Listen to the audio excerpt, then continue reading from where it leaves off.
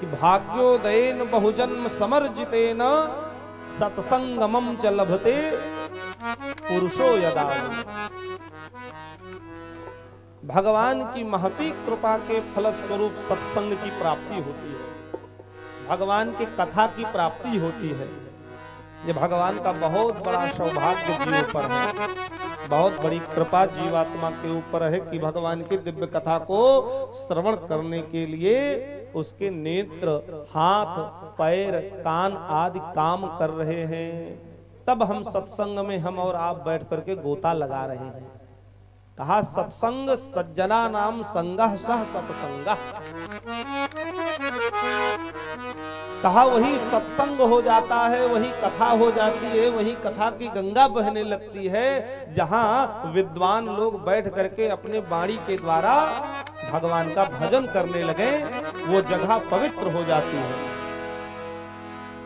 पावन हो जाती है, वही सत्संग होने लगता है। इसलिए सत्संग का बहुत महत्व है।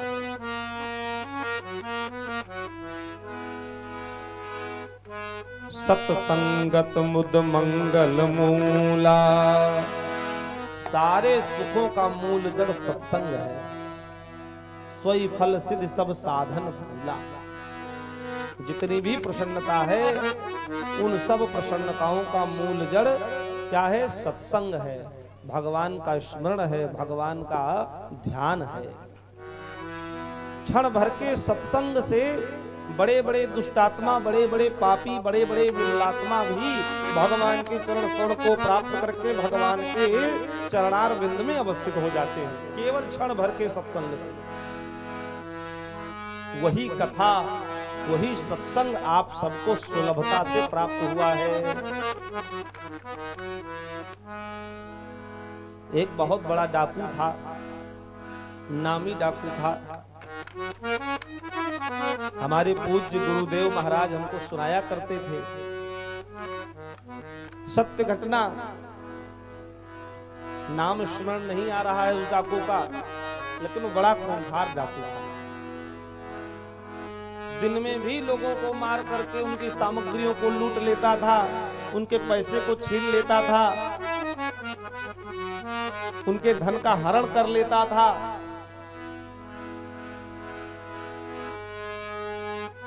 एक दिन ठंडी का मौसम था, जैसे जनवरी का महीना चल रहा है ऐसे ही जनवरी का महीना था, और उसके मन में विचार हुआ कि आज रात्रि में चोरी करना है,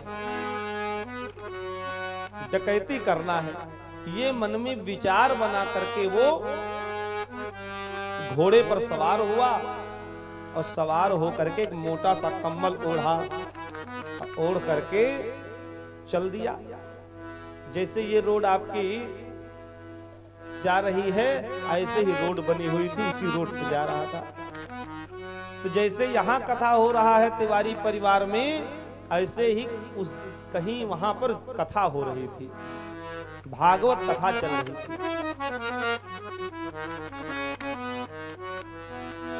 और बड़ी सुंदर पंडित जी कथा कह रहे थे। वो डाकू उसी रास्ते से गुजरा, जैसे गुजरा तो उसके नजर कथा पांडाल की ओर पड़ी, तो उसने देखा बहुत सारे श्रोता बैठ करके भगवान की कथा सुन रहे हैं और पंडित जी व्यास गद्दी पर बैठ करके भगवान की दिव्य कथा को श्रवण करा रहे हैं।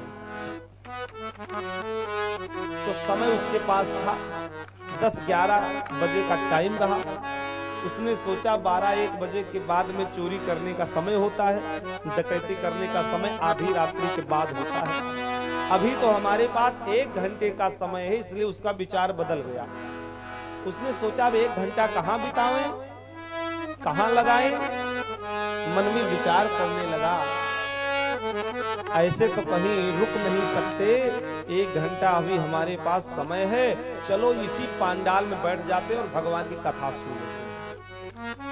वो टाइम पास करने के उद्देश्य से भगवान की कथा के पांडाल में आया, और जहां लोगों ने जूता चप्पल उतारा था सबसे किनारे बैठ गया। ठंडी का मौसम था, वो बड़ा मोटा सा कंबल लिया था, उसको ओढ़ करके सबसे किनारे बैठ गया। जहां जूता चप्पल निकाला था। उसका कारण था, वो नामी डकैत था, उसके मन में विचार ये उत्पन्न हुआ कहीं मेरा चेहरा लोग देख लेंगे तो भाग जाएंगे डर के, इसलिए कम्बल ओढ़ करके ऐसे बैठ जाओ कोई जान ही न पाए यहाँ कोई डाकू बैठा है। बैठा, पंडित जी कथा कह रहे थे और कथा कहते हुए उन्होंने बड़ी गूढ़ बात कह दी। उस समय उन्होंने कहा जो व्यक्ति जैसा कर्म करता है परमात्मा उसके द्वारा किए गए कर्मों का फल अवश्य देता है। अवश्यमेव भोक्तव्यम कृतम कर्म शुभाशुभम। जो जैसा कर्म करता है अच्छा एवं बुरा कर्म, उसके द्वारा किए गए अच्छे एवं बुरे कर्मों का फल परमात्मा उसको अवश्य देता है। कर्म करने में जीव स्वतंत्र है, लेकिन फल प्राप्त करने में परतंत्र है। फल परमात्मा देते हैं, कर्म जीवात्मा करता है। जैसा कर्म करेगा भगवान वैसे निर्णय करके उसको फल भी दे देते। पंडित जी कथा कह रहे थे, उन्होंने कहा यस्माच्च एन च यथा च यदा च यच्च यावत्र यच्चता विधात्र साधुपैति तस्माच्च तेन च तथा च तदा तच्च तावत्र तच्चता विधात्र साधुपैति। जो व्यक्ति जिस समय, जिस घड़ी, जिस मुहूर्त, जिस नक्षत्र में, जिस दिन अच्छा एवं बुरा कर्म करता है उसके द्वारा किए गए अच्छे एवं बुरे कर्मों का फल परमात्मा उसी दिन, उसी घड़ी, उसी मुहूर्त, उसी नक्षत्र में ठीक उसी समय उसको देता है। बस जीवात्मा समझ नहीं पाता परमात्मा मेरे साथ क्या कर रहा है। देता उसी समय है जिस समय वो गलत काम जिस समय करता है, उसी दिन देता है, उसी नक्षत्र, उसी घड़ी। ये पंडित जी कह रहे थे। और वो डाकू पीछे बैठ करके भगवान के दिव्य भागवत की कथा सुन रहा था। उसके कान में सारी बातें पड़ रही थी, सुन तो रहा ही था। भले ही वो टाइम पास करने के उद्देश्य से बैठा था कि 1 घंटा पहले मैं अपने घर से निकल चुका हूँ डकैती करने के लिए, अभी 12 बजा नहीं, 1 बजा नहीं, 10 बजे हर आदमी जगता रहता है, किसके घर चला जाऊंगा। लेकिन जब कथा में उस विद्वान ने इतनी अद्भुत बात कही, उसके हृदय पर जाकर के ये बात लग गई। बंधुओं, कथा विश्राम हुई, जनता आरती लेकर के, प्रसाद लेकर के अपने घर की ओर जाने लगी। जब सब लोग चले गए, पंडित जी व्यास गद्दी से उतरे तो डाकू भी पीछे से उठा और उठ करके पंडित जी के पास में आया और आकर के चरणों में गिर गया और चरणों में गिर करके प्रणाम करके कहता है, महाराज ये बताइए, आप कह रहे थे कि जो जैसा कर्म करता है वो वैसा फल पाता है, जिस दिन, जिस घड़ी, जिस मुहूर्त, जिस नक्षत्र में करता है वैसे ही फल मिलता है, क्या ये सत्य है? गुरु जी ने कहा बिल्कुल 16 आने सत्य है, इसमें जरा सी भी कोई गड़बड़ी नहीं है, जैसा कर्म वैसा फल। तो उसने कहा आप गुरु हैं, विद्वान हैं, हम आपसे क्या छिपाव करें, हम इस इलाके के बहुत बड़े डाकू हैं और अगर इस नियम को अगर माना जाए तो इसका मतलब सबसे बड़ा अपराधी तो मैं ही हूं, क्योंकि जो मेरी अवस्था है इस अवस्था का एक भाग तो मैंने गलत काम में लगा दिया। यानी 5 वर्ष से ज्यादा हो गया हमको ये गलत काम करते हुए, लोगों के यहाँ घरों को लूटना, लोगों को मारना, लोगों को सताना। तो इसका मतलब सबसे बड़ा अपराधी तो मैं हूँ। परमात्मा मेरे द्वारा किए गए अत्याचार का भी फल देगा। गुरुजी ने कहा बिल्कुल देगा। उसका विवेक जागृत हो गया, उसकी भावना बदल गई, उसका विचार परिवर्तित हो गया, गुरुजी के चरणों में गिर गया। गुरुजी, अगर यही सत्संग हमको 5 साल पहले मिल गया होता तो आज मैं जो गलत मार्ग पर अपना पैर रख रहा हूँ, ये गलत मार्ग पर मेरे पैर न जाते, आज मैं भी कोई अच्छा इंसान बनके, सभ्य इंसान बनके, पावन पवित्र हृदय लेकर के भगवान का भजन करता, जो रूखा सूखा मिलता उसी में गुजर बसर करता।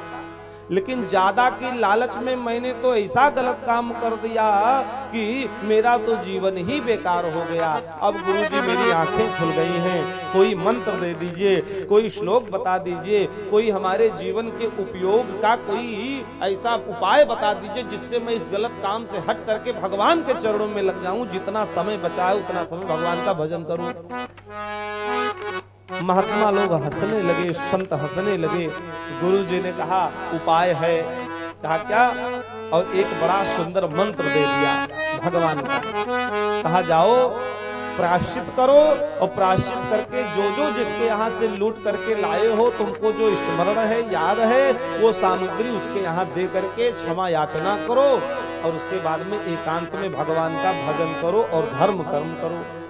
वो घर आया और जिसके यहाँ से जो लूटपाट करके लेकर के आया था, जो उसको स्मरण में था, लोगों के यहाँ जा करके माफी मांगता है, उनके धन को वापस करता है। कहता है भैया हमसे बहुत बड़ा अपराध हो गया और मेरे जानकारी न होने की वजह से, भगवान के चरणों में सत्संग न मिलने के कारण मैंने ये कदम उठाया। अब मुझको आभास हो गया है, मुझको प्रायश्चित हो गया है, मैं अपने किए पर पछतावा कर रहा हूँ, पछता रहा हूँ, उनको क्षमा करिए। अब ऐसा काम कभी नहीं होगा। सबको उनका धन वापस करके जिनका लाया था, उसके बाद भगवान के दिव्य नामों का गुणगान करने लगा। गुरुजी ने जो नाम दिया था, परिवार में रह करके भगवान का भजन करता है, मेहनत करता है, ईमानदारी से पैसा कमाता है, उससे अपने जीवन का पालन पोषण करने लगा। और अंतो गत्वा उसकी ये स्थिति हुई कि भगवान में ऐसा उसका मन लगा, धर्म कर्म में ऐसा मन लगा कि लोगों के धनों को लूटता था, आगे बहुत बड़ा दानी बन गया, लोगों को दान देने लगा और अंतिम अवस्था में भगवान के चरण शरण को प्राप्त कर लिया। इसलिए सत्संग का, भगवान की कथा का बहुत बड़ा महात्म है। सठ सुधरई सत्संगत पाई, पारस परस कुधातु सुहाई। दुष्ट व्यक्ति सत्संग को पाकर के सुधर जाता है। जैसे पारस मणि होती है, ना आपने देखा है ना हमने देखा, लेकिन हमारे शास्त्र वर्णन करते हैं उस पारस मणि के स्पर्श में यदि लोहा आ जाता है तो लोहा भी क्या बन जाता है? सोना बन जाता है। उसी प्रकार से ये भगवान की कथा पारस मणि है, भगवान की कथा मणि है। इस मणि के पास यदि ये अपवित्र जीवात्मा जो लोहे के समान है, अगर इस मणि के संपर्क में आता है तो वो भी पूजनीय बन जाता है, वो भी वंदनीय बन जाता है, वो भी अर्चनीय बन जाता है, वो सोना हीरा बन जाता है। इतना महत्व इस कथा का है, इस सत्संग का है। इसलिए बंधुओं, जब कई जन्मों के पुण्य उदित होते हैं तब जाकर के भगवान की दिव्य कथा को सुनने गाने का सौभाग्य प्राप्त होता है। सूत जी महाराज शौनकादि 88,000 ऋषि मुनियों से कहते हैं कि भगवान के भजन में मन लग जाए तो समझो भगवान की अपार कृपा है। एक कुम्हार था, जो घड़ा बनाते हैं कुम्हार लोग, कलश बनाते हैं, जो कलश मंडप में रखा हुआ है, और उसको किसी कुम्हार ने ही बनाया है। कहा घड़ा बनाने वाला कुम्हार कोई था, बहुत दान पुण्य करता था, अपनी सामर्थ्य के अनुसार, अपनी भक्ति के अनुसार, अपने धन के अनुसार। उसके पत्नी, उसके बच्चे, उसकी बहू सबसे कहता था तुम लोग भी दान पुण्य किया करो, कुछ धर्म कर्म किया करो, समय मिले तो जरूर कुछ ना कुछ अपनी कमाई का दशांश भगवान के चरण में समर्पित कर दिया करो। तो सब लोग यही कहते कि तुम तो कर ही रहे हो, अब तुम्हारे साथ हम भी लोग तर जाएंगे। सब लोग अगर दान करने लगे तो कमाएगा कौन? इसलिए बात कर रहे हैं तो हमारे करने क्या उचित है? आप ही साथ हम भी चले चलेंगे। बुजुर्ग हो गया था, परिवार को यही कहता था भैया तुम भी दान पुण्य किया करो, तुम भी भगवान का भजन किया करो। सब यही कहें जब विमान तुम्हारे लिए आएगा तो हम भी लोग नीचे पावा पकड़ कर लटक जाएंगे, तो तुम्हारे साथ वहीं स्वर्ग में चले चलेंगे। सब लोग अगर जो है दान पुण्य करने लगेंगे तो माहौल बिगड़ जाएगा। केवल तुम ही दान पुण्य करो, हम लोग नहीं करेंगे, हम तुम्हारे साथ चलेंगे। कोई उसकी बात पर गौर नहीं किया और वो दान पुण्य करता रहा। जैसे जैसे थोड़ा थोड़ा ही सही, कुछ जैसे जैसे उसको लगता था वैसे वो सेवा करता था। एक दिन जब उसको जाने का समय आ गया, भगवान ने वैकुंठ में अपने पार्षदों को आदेशित कर दिया, जाओ जा करके इस कुम्हार को लेकर के आओ, मेरे यहाँ लेकर के आओ, विमान में ऐसा सम्मान लेकर के आओ, पुष्प की वर्षा करते हुए लेकर के आओ। क्यों? क्योंकि इसने दान पुण्य किया है, इसने भगवान की कथा सुनी है, इसने भागवत सुनी है, इसने राम कथा सुनी है, इसलिए मेरे यहाँ का आने का अधिकारी है। जाओ जाओ इसको लेकर के आओ। पार्षद आ गए विमान लेकर के, विमान लेकर के उसके घर आए और उसको उस विमान में लिटाया गया। जैसे विमान ऊपर की ओर बढ़ा, तैसे उस कुम्हार की पत्नी ने नीचे का एक पावा पकड़ लिया, उसके बेटे ने दूसरा पकड़ लिया, कुम्हार की बहू ने तीसरा वाला पावा पकड़ लिया और विमान बड़ी तेज से उड़ा। उड़ते उड़ते काफी दूरी तय कर लिया तो अचानक उस कुम्हार की जो बहू थी उसने अपनी सास से पूछा कि माता जी, अम्मा जी, वहां क्या करना पड़ेगा जहां हम लोग चल रहे हैं, वहां क्या होगा? तो सास ने कहा, बड़ी प्रसन्न थी, उसने कहा वहां क्या करना पड़ेगा, यहाँ इतना इतना बड़ा बनाते थे, वहां इतना इतना बड़ा बनाना पड़ेगा। क्या कहा? यहाँ इतना इतना बड़ा बनाते थे, वहां इतना इतना बड़ा बनाना पड़ेगा। हाथ छूट गया और हाथ जैसे छूटा वो नीचे चली आई, विमान और ऊपर गया। बेटे ने अपनी पत्नी से पूछा, अम्मा नहीं दिखाई दे रही, कहां चली गई? तो उसने कहा कि हमको नहीं पता अम्मा कहाँ चली गई, हमने तो केवल इतना ही पूछा था कि अम्मा वहाँ क्या करना पड़ेगा। तो बड़ी प्रसन्न थी, उन्होंने कहा बेटी यहाँ इतना इतना बड़ा बनाते थे, वहाँ इतना इतना बड़ा बनाना पड़ेगा। उसका भी हाथ छूटा, वो भी नीचे चली आई, विमान और ऊपर पहुंचा। कुछ ही दूरी बची थी स्वर्ग की, इतने में बेटे को बहुत तेज से हंसी आई और वो कहता, इतने मूर्ख ये दोनों थे, बताओ, जिंदे स्वर्ग जा रहे थे लेकिन इतने मूर्ख थे, मूर्खता की हद होती है, इनको क्या जरूरत थी इतना इतना बड़ा कहने की। उसका भी हाथ छूटा और वो भी नीचे चला आया। यानी गया कौन? अर्थागमो नित्यमरो गीताचा। अर्थ धन संपत्ति तो संसार का जीव बेईमानी से, चोरी से, किसी तरीके से कमा लेता है, लेकिन जाता क्या है? कहा वही पुण्य पवित्र धन जाता है जो भगवान का नाम है, भगवान की कथा है। वो कुम्हार जिसने दान पुण्य किया था वही गया, बाकी जो तीनों ये कहते थे हम चलेंगे साथ में, चलेंगे साथ में, वो सब यहीं रह गए। जो जैसा करता है उसके द्वारा किए गए कर्मों का फल उसको प्राप्त होता है। इसलिए हमारे शास्त्रकार कहते हैं कि धनानि भूमौ पशवस्य गोष्ठे, भार्या गृहद्वारि जनाय शमशाने, देहश्चितायां परलोक मार्गे, धर्मानुगो गच्छति जीवैकः, धर्मानुगो गच्छति जीवैकः। बहुत सुंदर व्याख्या किया हमारे शास्त्रकारों ने। धनानि भूमि, ये धन भूमि, पशवश्च गोष्ठे, पशु पक्षी बाड़े में बंधे रह जाएंगे, धन संपत्ति यहीं धरा रह जाएगा।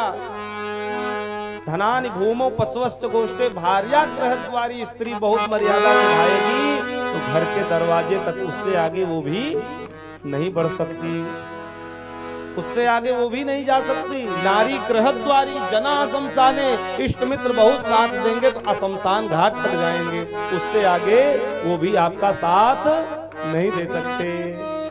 जना शमशाने, फिर देहश्चितायां परलोक मार्गे, फिर अग्नि लगा दी जाएगी, शरीर जलेगा, है ना। और जब शरीर जलेगा, हमारे शास्त्रकार कहते तुम्हारे साथ जा क्या रहा है? न धन जा रहा है, न पशु पक्षी जा रहे हैं, न स्त्री जा रही है, न इष्ट मित्र रिश्तेदार जा रहे हैं, सब लोग शमशान घाट होकर के वापस आ जाएंगे। देहश्चितायां परलोक मार्गे, अब तुम्हारे साथ कौन जा रहा है? अब तुम्हारा साथी कौन है? तो कहा जा रहा है, कहा क्या? धर्मानुगो गच्छति जीवई कहा।